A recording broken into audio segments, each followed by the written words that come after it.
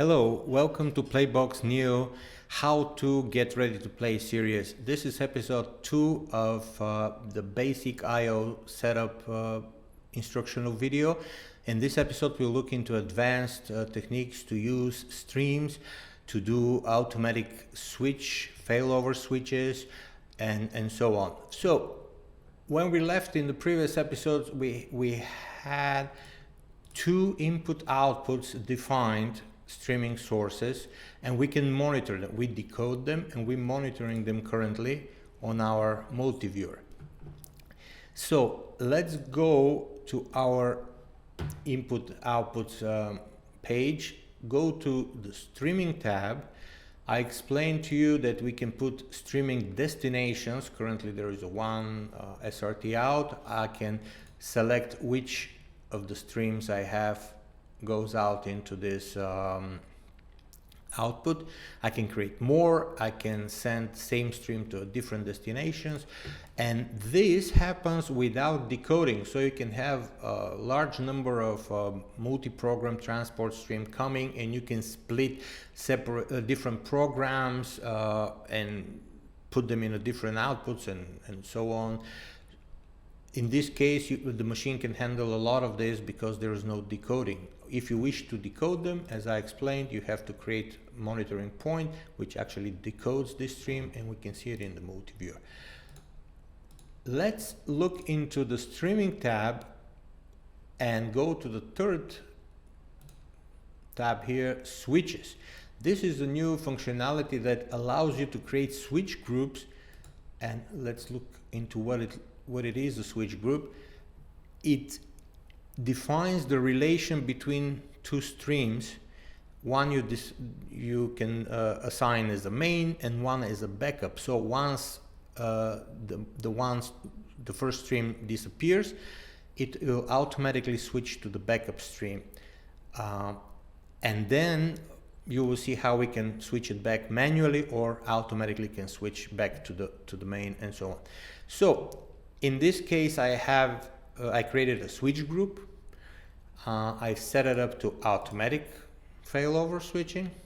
I have one source, which is my SRT stream main and backup as a SRT backup. So in order to monitor what's coming out of this switch, I'll go and create a monitoring point. Because again, this is switching, but it's in the purely the streams domain where it's not decoded.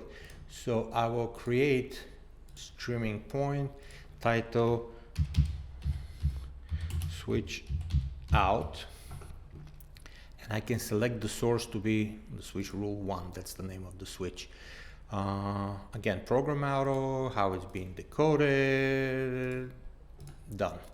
So this stream out switch, let me put a pretty yellow color here. So there you have it. I have the switch output and I have the two sources. As you can see, because main and backup, we have main as default. Main is switched to the output of the switch out. So let's emulate how this will react when I stopped one of the streams. It disappears. So let me just go quickly create a second tab and go to my streaming sources. So I will forcefully deactivate one of the sources. So here is my main. If I deactivate it, I have to confirm. Just watch how the switch out immediately will get the backup signal. You heard alarm for a second, and that was to tell me that something happened and it switched to the backup. So right now the main is not functional. I have two options. I can go to my switches and I can see that the switch group is on the backup machine. I can go and try, as with the other sources and destinations, to take and just manually switch it, but it will not happen because the signal is not apparent here. So you cannot switch back if the signal is not there yet. If my main channel comes back online, for example, the switch will not happen automatically because right now the backup channel is like the main channel, and so needless switches are not necessary. But if I lose my backup channel, which I'm simulating right now, you will see how the main channel again will switch to the output. So this way you have very good level of automation. You have pretty much great control with manual switching if necessary. And this way you can have a very great level of redundancy on your streaming sources in your Neo Suite system.